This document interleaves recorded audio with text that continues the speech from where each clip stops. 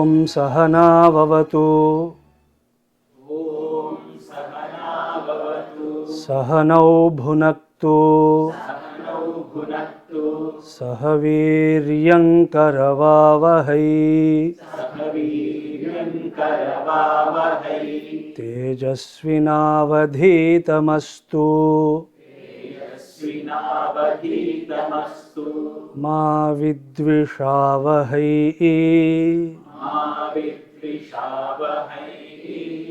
ॐ शान्ति शान्ति शान्ति।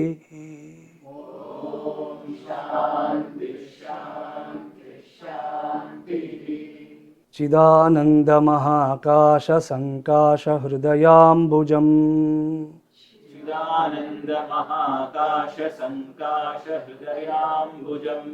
रामस्वरूपतत्त्वज्ञं पूर्णविद्यागुरुं भजे।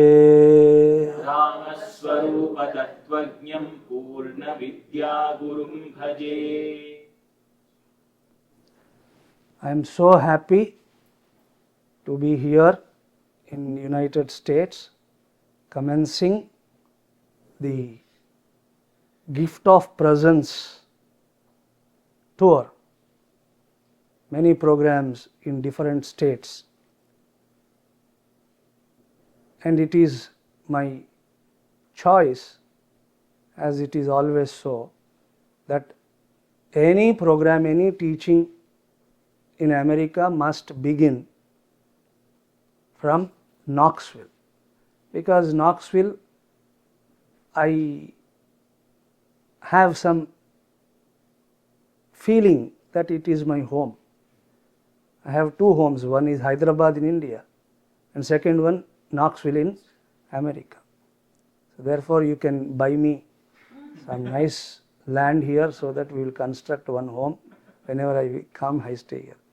So I told our Ravi to organize this program here first, then from here I go to Nashville, from there I go to California, Milpitas, from there I go to Austin, from there to Albuquerque, then I will come to Knoxville again, then from here I will be traveling to Princeton, New Jersey, then come back to Knoxville, from here another program in Atlanta, from Atlanta to back home. This is how the program is.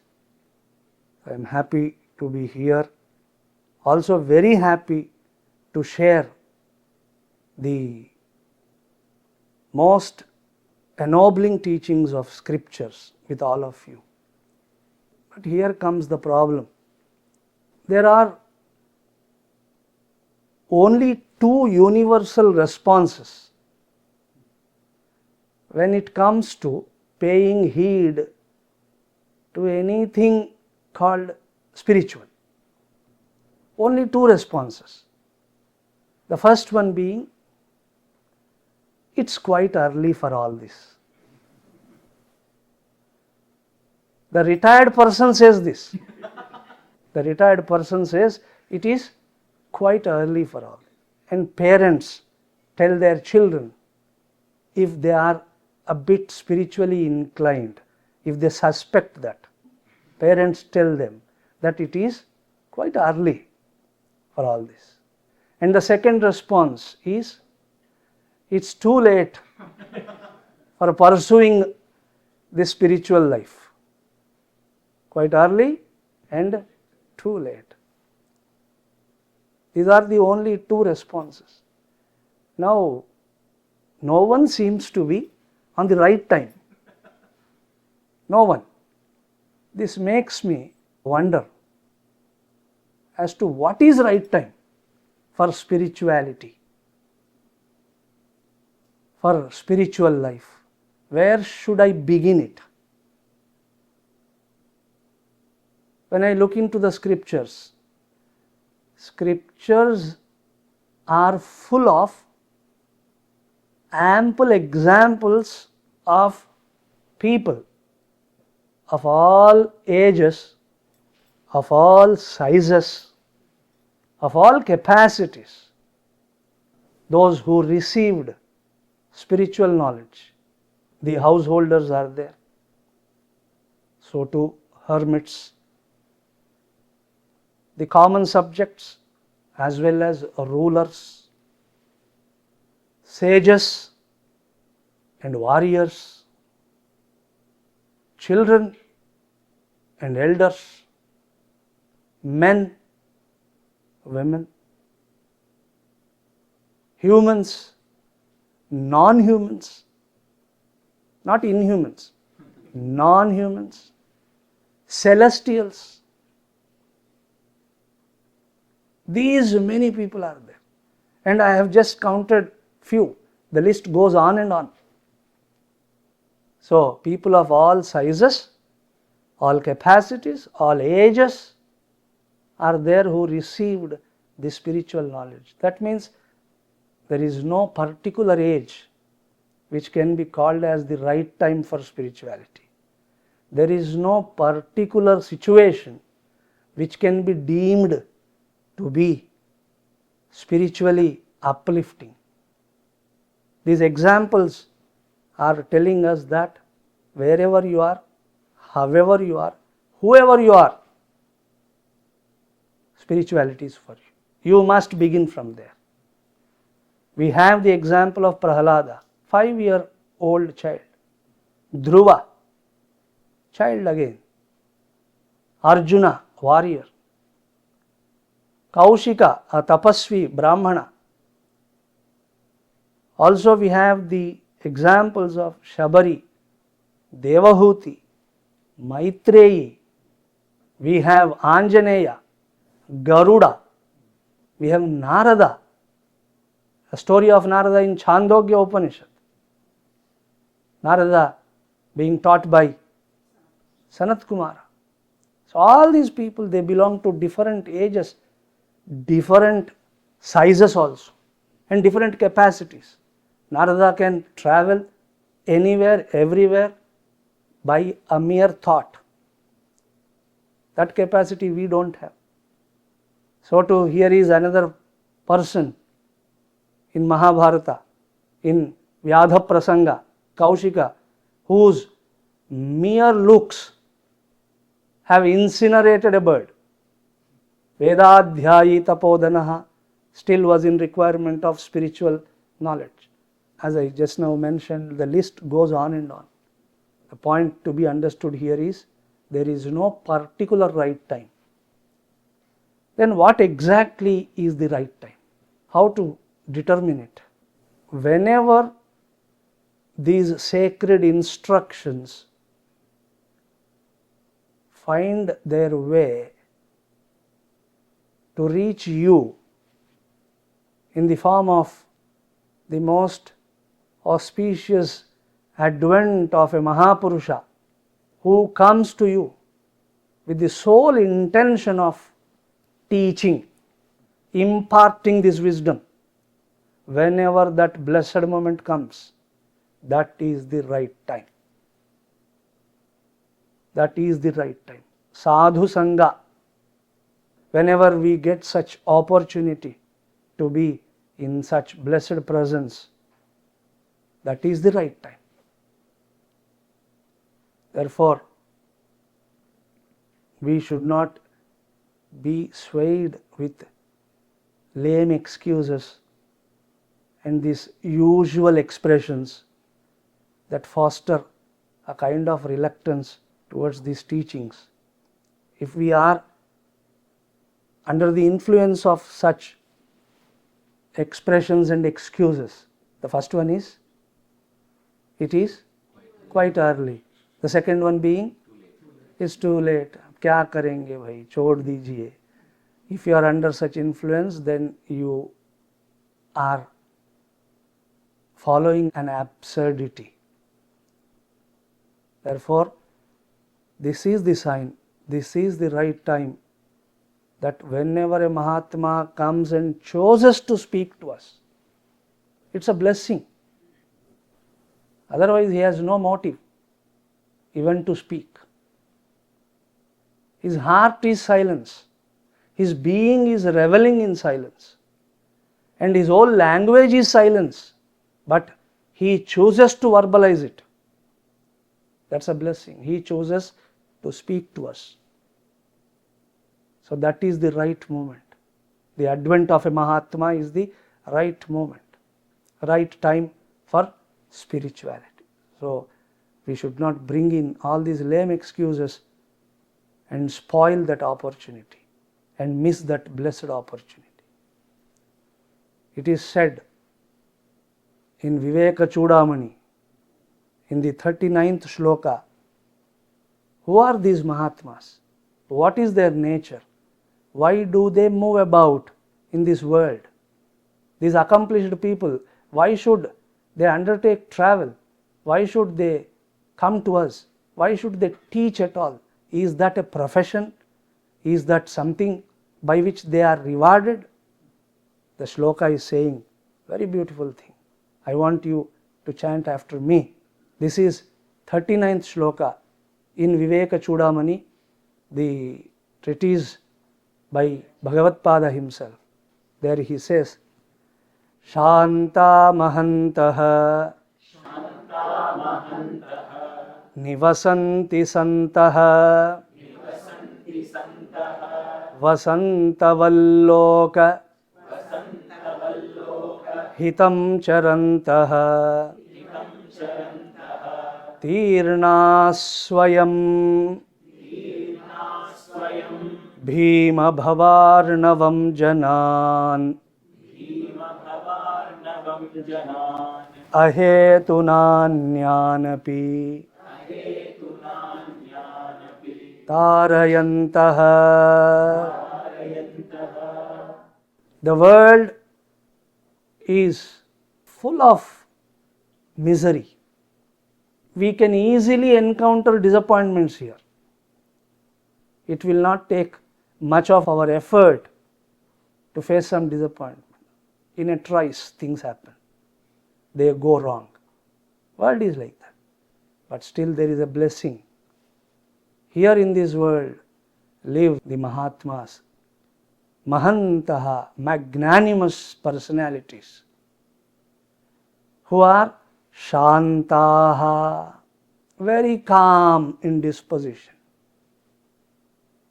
Santaha nivasanti, asmin loke, in this world we do also have this blessing of a saint living, calm and magnanimous ones.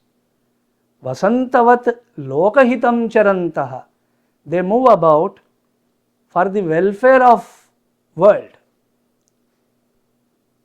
as does the Vasanta, the way spring moves and gives life to all plant kingdom.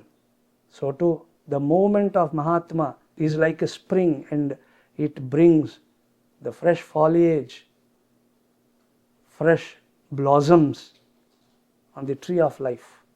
Vasantavallokahitam charantaha swayam tirnaha bhima bhavarnavam. Bhima, very dreadful.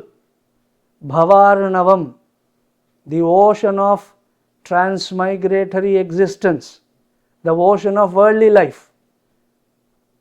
Now happiness, now sorrow. Now joy, now a problem. Now love, now hate. Everything happens just like that. Worldly life, full of duality, unsettling. That is the ocean. Swayam tirnaha, who themselves have crossed over this dreadful ocean, ahetuna, without any selfish motive and a particular cause. Anyan janan apitarayantaha, they help all others to cross over the same. Ahetuna, no particular reason except the reason of love, except the reason of sharing the blessings of Bhagavan, no other particular reason. Such are the saints, and the advent of such sage in our lives the advent of such Mahatma in our lives and his intention to teach us the way Bhagavan Krishna taught Arjuna. It was his intention, Bhagavan's intention to teach Arjuna. So too, when Mahatma feels inspired by our devotion, by our commitment, that is the very moment, right time to begin pursuing the spirituality. One of the major yet very quiet dissatisfaction that ruins the peace of our minds is a complaint that often haunts us, a small complaint, a little voice in the head. I am not understood by my own people. I am not understood by my own people. A constant nagging voice inside. Whenever you are alone and whenever you can be happy being alone, this is what surfaces. That I am not understood. I am not well understood. I am understood because people know me, but I am not well understood. In a way, this little voice in your head keeps you at bay with peace, contentment and happiness. This little voice that I am not understood well. Of course, it is a need. We have a need to be understood. But we cannot force everyone to understand us. If we ask for it, if we force our wish to be understood, that becomes one more source of fight. Understand? So now, I wish to put before your ever erudite mind a question for you to consider and acquiesce based on your experience. You have this demand, this wish, this desire to be understood by others, well understood by your people, near and dear ones. The question here is, do you know yourself? Have you understood who you are? Is this I, me, myself understood by you? I put this question before you not to get some answer. I want you to be with the question. Based on different experiences, I want you to arrive at some conclusion to this question. Do you know yourself? When you utter these words, when you hear these words, I, me, myself, what exactly do you feel? With closed eyes, when you tell yourself, I, me, myself, what is that you really feel? What exactly is that? Don't answer. Don't haste to answer. Try to discover it first. Because the answer and the clarity about this question decides the depth of spiritual life, progress of spiritual life. Not some distant God, not chanting God's name simply as a habit. No, not all that. Final thing that counts is the strength of clarity regarding who am I? What do I know about myself? Have I really understood this I, me, myself? This is spirituality. In Arunachala Pancharatnam, third shloka, Sri Ramana Maharshi says, Ahamiti kuta ayatiti अन्विष्यान्त प्रविष्टयात्यमलधिया अवगम्य स्वं रूपं शाम्यति अरुणाचल त्वयि नदीवाब्धौ. Such a wonderful revelation. Shamyati, saha eva shamyati. Shamyati means he finds rest in this restless world. He alone finds rest. Shamyati. In you, O Arunachala. Who is that person? Ahamiti. I. This I. Kuta ayati. From where it is coming? What is its origin? How it behaves? What are its manifestations? What are its responses, reactions, likes, dislikes? Everything. Ahamiti kuta ayatiti anvishyantah pravishtayatyamaladiya. Amaladhiya, by pure mind, by the mind which is devoid of turbulence. One who inquires into this I and comes to discover few facts about this I, that person, hey Arunachala, he finds rest in this unrest world. Like the river finds rest in the ocean. Tvayi nadivabdhau. So this is the only way. If you want rest, you should have an answer for this. Have you understood yourself?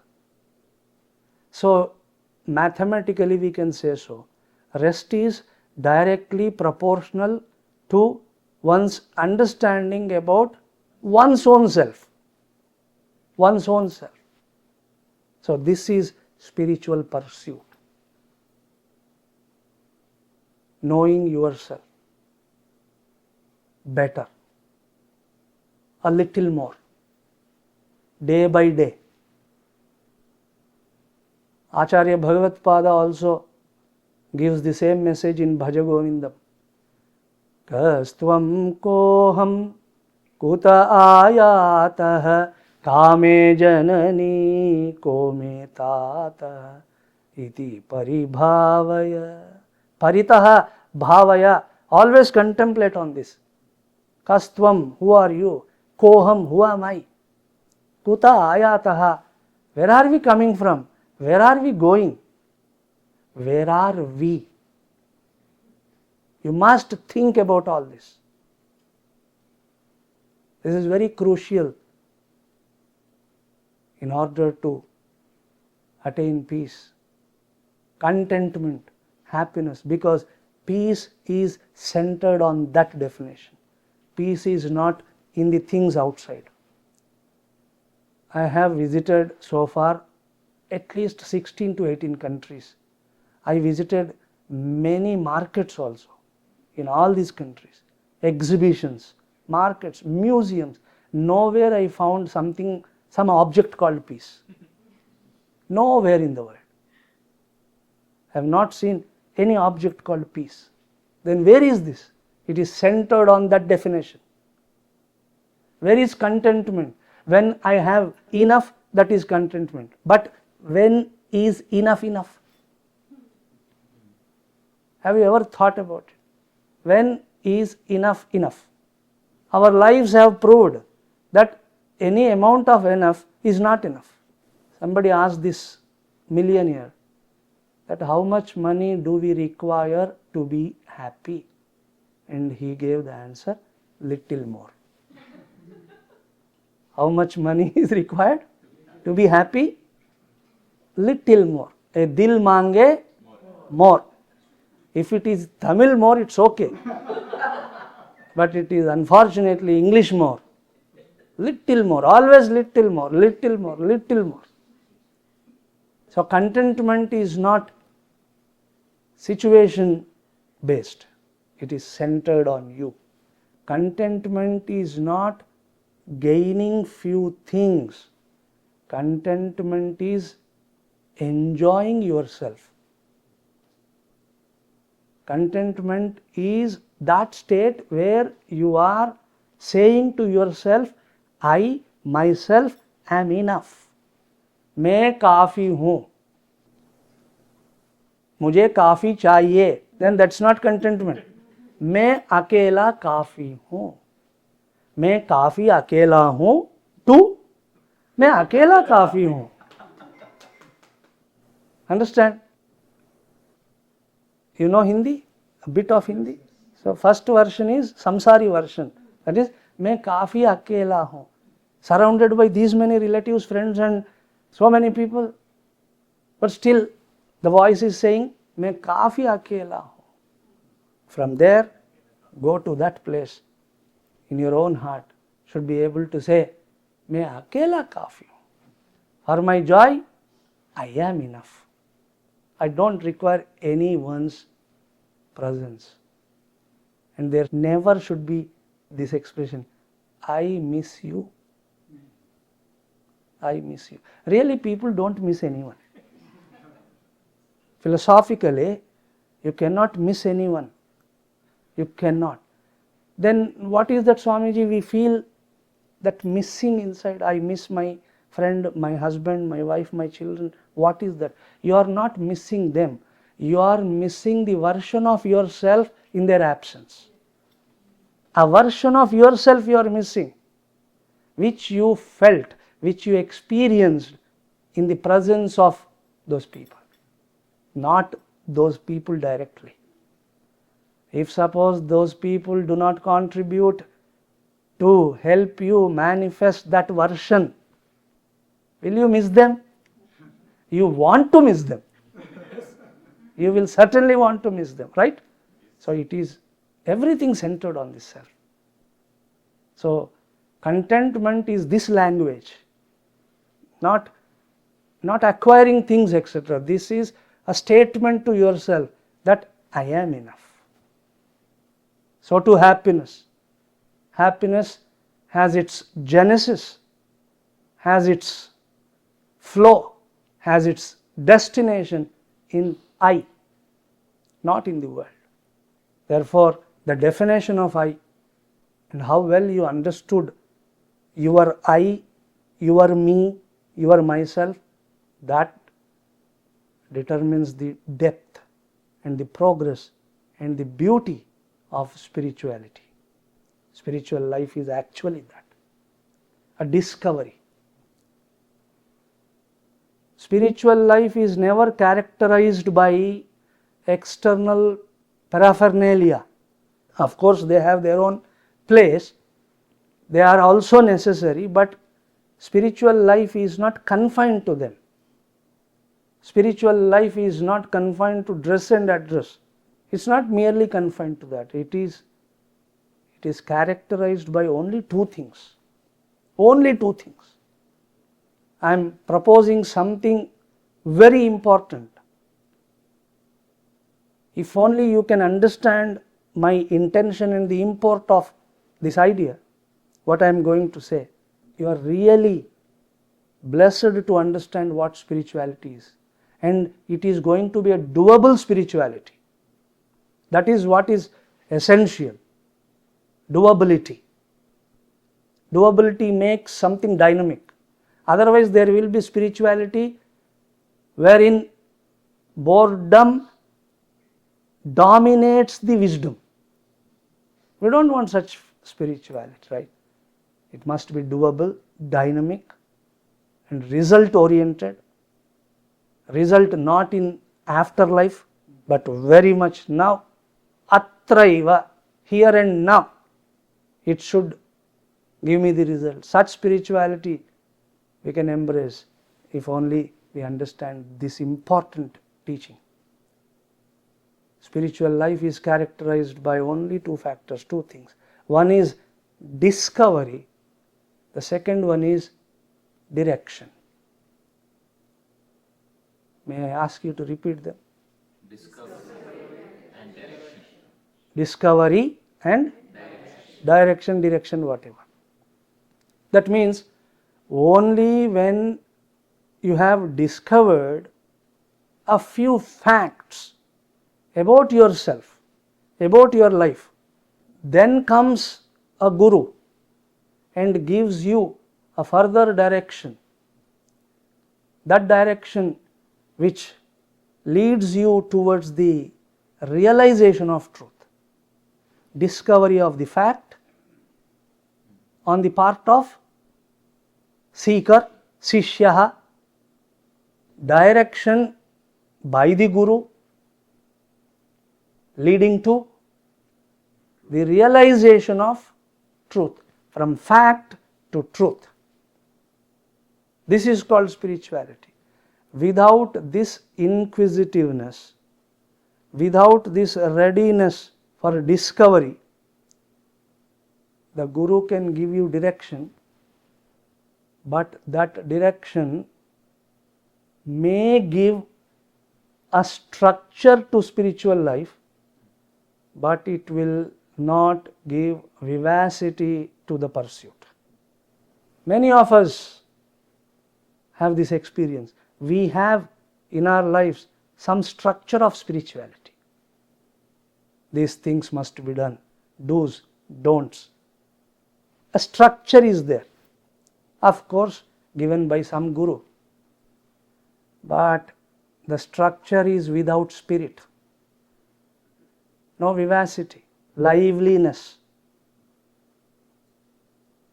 Do japa in this way, structure is given, but committing ourselves to that japa is always an arduous task. Is it right or not? We want to postpone it. We have 100 excuses for it. Again, first one is quite early for all this.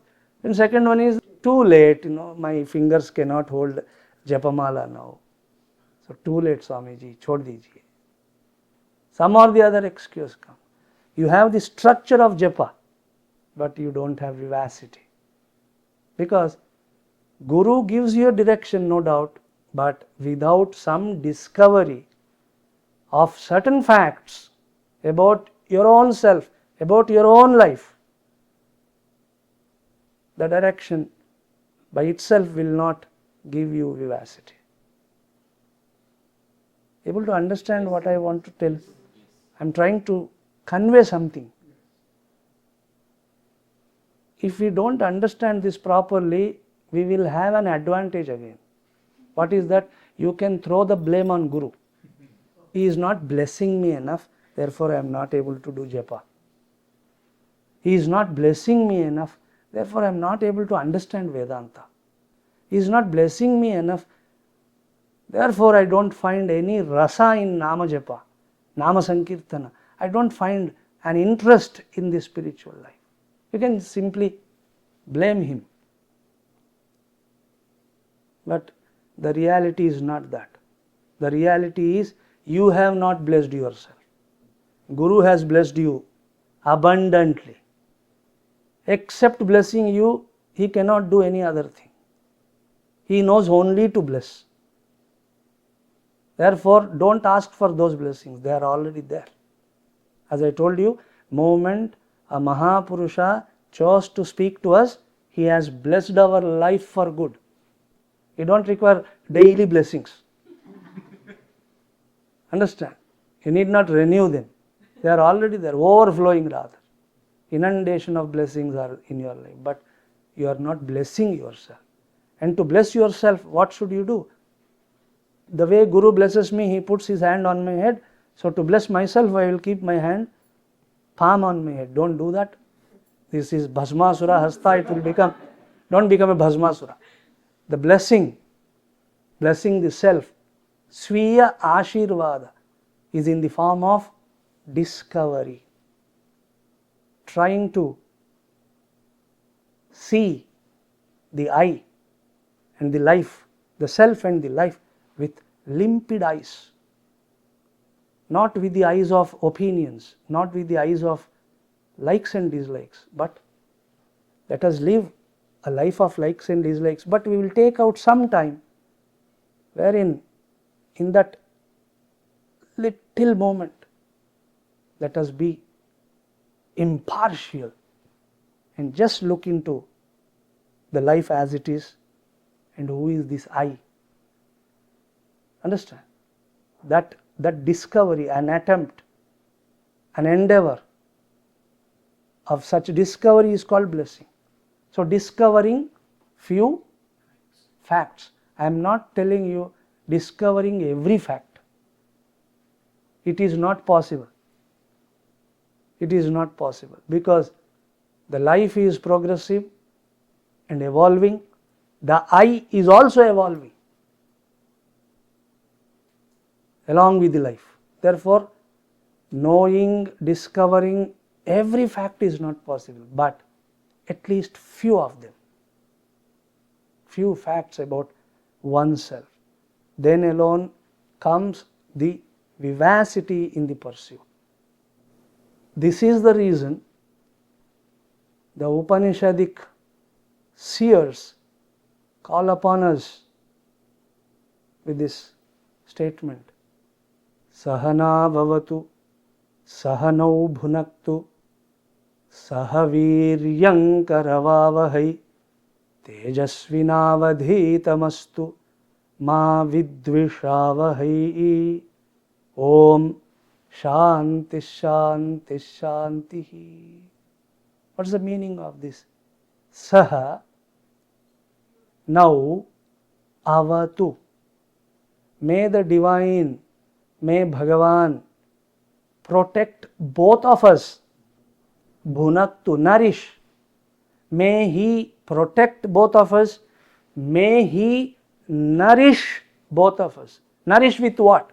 Pizza, burger, of course all that, but nourish with the fruits of knowledge. There is an aspect in me which has a hunger for such fruits. Therefore, may Bhagavan nourish us with the fruits of knowledge, wisdom.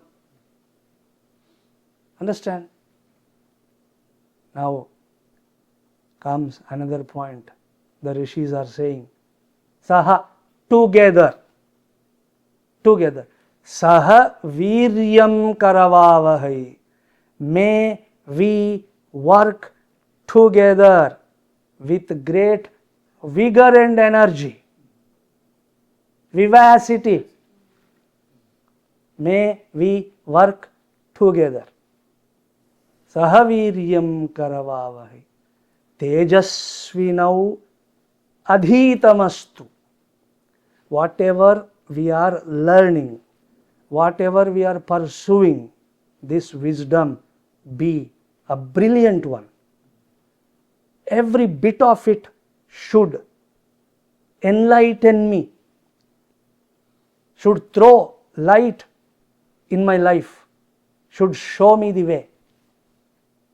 It should serve as a great light showing me what are the ups and downs of life, showing me all the directions. Ma vidvishavahai. In this pursuit, may we never have any misunderstanding or hatred between us. I know you are well versed with the meaning of this mantra, but there is something which escapes your thoughts and thinking, and my job is to reveal it to you. So here two components. One is Saha. Saha here, Sakara and Visarga. Visarga teriyuma? The two dots after Sakara. Saha means he. Saha. Now it is not Sa and Visarga, it is Sakara and Hakara. Saha. Earlier it was Saha. Now it is Saha. Saha. We together. Correct? We together means, who are we together? Guru and Sishya. On Sishya's part, he is supposed to discover, and Guru should direct. And this discovery and this direction should always be blessed by Bhagavan, Saha. So, in order to understand Saha, in order to reach Him, understand Him to be our own self, may we work together. I, the disciple, will work towards the discovery of certain facts about my life, and Guru, he will work in giving me a right direction, which leads me to realization of the ultimate truth. And what is that? Saha. Understand? What happens where all this beautiful program goes wrong is the entire spiritual pursuit simply becomes unfractuous with a confusion between Saha and Saha. With so many twists and turns due to a confusion between Saha and Saha.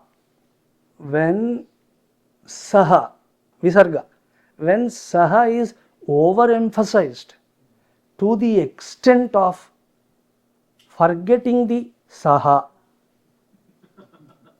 all this pursuit becomes simply a confusion. This entire domain becomes dominated by beliefs. If there is overemphasis of Saha, be attentive, overemphasis to that extent by which we disregard Saha, that means our work and Guru's work. There is a great activity to be undertaken on our part. So too, seeking the refuge in the lotus feet of Guru, seeking his guidance. Forgetting this, disregarding this, if you are too much obsessed with simply glorifying, vainglorious, simply glorifying Saha, then entire thing becomes a problem. It will be dominated by beliefs, and belief is, by the blessings of Lord, after I die, I am going to be a liberated person. And if God chooses to bless me, I will be peaceful, otherwise not. If God chooses me, particularly if I am the chosen one, then alone I can lead a meaningful life. Otherwise, by my effort, what will happen? My efforts are not suffice. And also belief. Belief is a kind of fantasy actually. A great part of belief is fantasy. That means one becomes a lotus eater with these beliefs in the spiritual realm. Lotus eater means delirium. One who is in delirium of some peace, some happiness, some contentment. He does not know what it is, but he thinks he has all of them. Spirituality is not that. Spirituality is fact-based. Fact-based. And it is traveling towards truth, from fact to truth. Understand? It is not myth-oriented. It is not delirium-oriented. It is not thinking-oriented. Wishful thinking is not spirituality. It is fact-based. That's why the spiritual literature always speaks about atraiva muktihi, liberation now, right now. You should experience the fruit of knowledge right now. No postponing, no looking forward for some distant future. And particularly those realms, some Swarga, some Naraka, we just hear about them. But people are obsessed with the concepts of living there in those celestial spheres. But Bhagavan said clearly, rather cautioned all of us, that having gone there, my dear devotee, you will come back. Kshine punnye martyalokam vishanti. Having gone to Swarga, there is every possibility upon the exhaustion of one's punya that he falls, he comes back to the human world. So what is the use? So spirituality is not aiming at those things, not excursions, not a picnic on Swarga. Understand? It is about finding happiness right now here, which is in the form of I. That is spirituality. But if we are not focused on saha viryam karavavahi tejasvinavadhitamastu, if we are not focused on this, then there will be no discovery, there will be no direction. Even if there is some direction, it will be limited to creating a structure, not giving it a spirit. Therefore, this confusion must be addressed. Of course, we need blessings of saha, but that belief on God, those blessings of God are not to be considered an alternative for our purushartha. Viryam karavavahi. It is not a substitute for this. Tejasvinavadhitamastu. Not a substitute for this. Understand? And now let us come to this saha. Saha. Together. Here together, who are the two people involved? Guru and Shishya. Guru is already a perfect being. He need not work for some betterment again. He has understood. Swayam tirnaha bhima bhavaranavam. Swayam tirnaha. They have already crossed over. So they need not really work for some betterment, etc. Now focus and responsibility is more on aham, I, the Shishya, the seeker. Shishya and seeker one and the same. जो सीखने के लिए तैयार है, जो सीखने के लिए तैयार है, that fellow is seeker.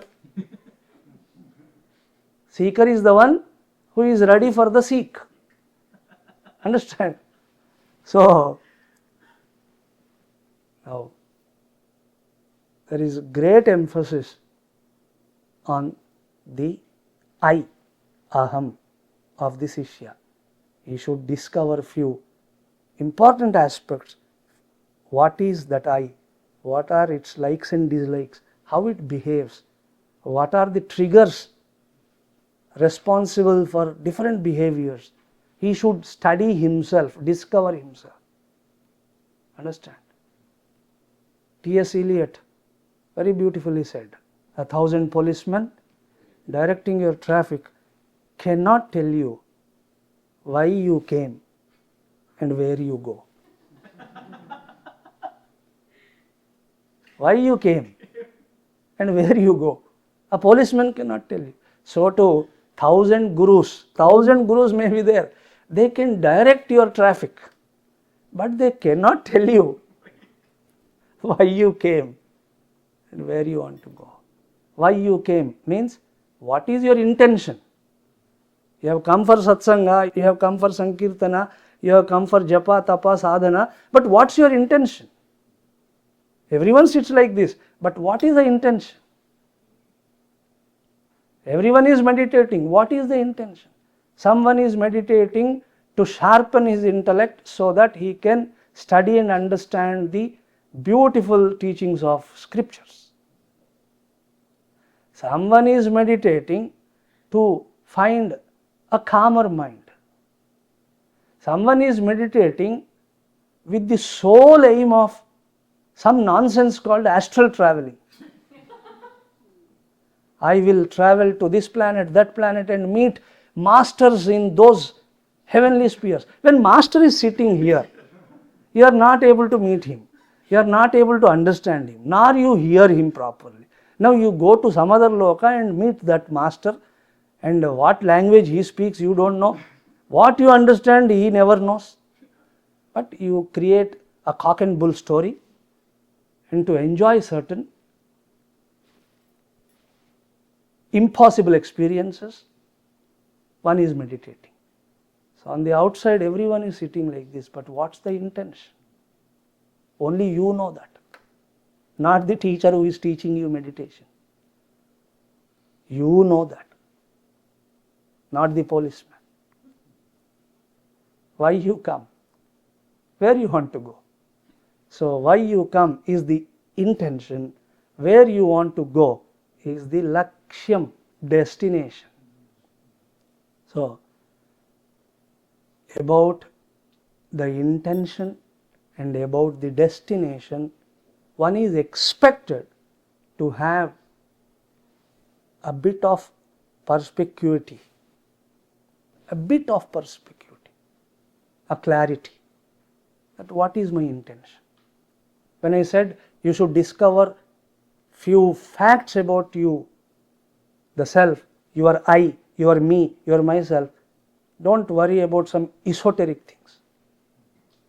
Transcendental, supramental, don't worry about all that. Mental, dental things we don't want. We must discover our intentions. We must also discover, at least to some extent, the idea of our destination, where we want to go with this vehicle called human body, where we want to reach in this life. Some idea, let it change day by day, but you must have some idea. This is the discovery, a journey of discovery must be undertaken on the part of student. Then if we are a bit careful about this, that's it. The direction from the Guru itself will carry us forward and lead us to the realization of the Brahman, God, Atma, whatever you want to say. In one word, Ananda. So we must address that confusion between Saha and Saha. Lacking this inquiry, lacking this understanding, many so-called seekers of spirituality, I have personally witnessed it, therefore I am telling you. Many seekers, they squander their lives in the name of spirituality, changing their allegiance from one guru to another, from one path to another, and they are lost into many fantasies, but they have not understood one fundamental aspect. In reality, their journey has not started yet. For the journey which has not started yet, they have squandered their life. Why? They have not understood this. Sahaviryam karavavahai involves a great endeavor on my part in the form of discovering few aspects of my nature, my personality. So going from guru to guru, changing from this path to that path is not progress. It is a sign that one has not started it. So you have not understood well enough what is this I, and still you are under the impression that I am spiritual and I am in the quest and search. If you think so, then I have to tell you that that search is an illusion, and it is entirely in a wrong direction and in a wrong way. The modern seekers are victims of this spirituality. They are doing meditation. They are also singing bhajan kirtan. They are also doing different prakriyas of yoga. They are also now and then sit down like this and inquire into this and that. But without this appreciation, sahaviryam karavavahi tejasvinavadhitamastu ma vidvishavahi, let there be no misunderstanding. Without all this, whatever you do, that finally becomes verisimilitude to spirituality, not really the spirituality. because the journey has not started yet. Even if you think so, it started in a wrong way, in a wrong place, proceeding towards a wrong ideal. Therefore, let us understand this very clearly. Let this idea be dinned into our ears, that whenever we find a Mahatma with an intention to teach us, that itself is the right time. Let us not bother with different excuses that we ourselves sometimes give and the world supplies. Forget about all that, and let us rededicate in that very moment, rededicate ourselves to this pursuit of Sahana Vavatu Sahano Bhunaktu. Then the blessings of Bhagavan will manifest as peace, as contentment, as happiness, as wisdom, as everything that we want, as everything that is essential for a meaningful life.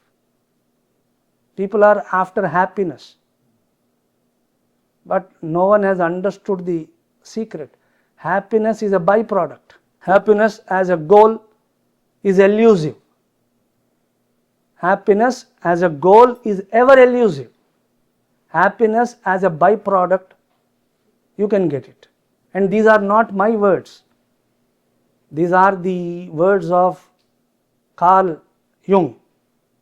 He said, happiness is the byproduct of a meaningful life.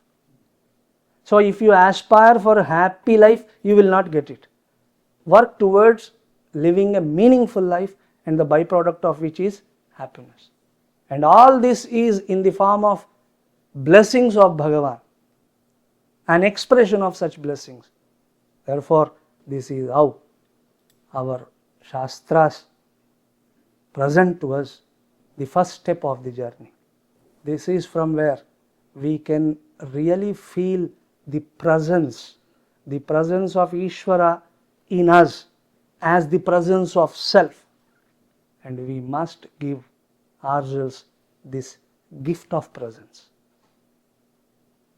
This is not a gift to be received, it is a gift to be given to ourselves.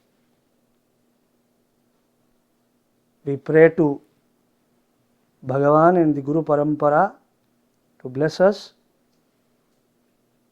shower upon us all the blessings that impel us towards gifting this great sense of presence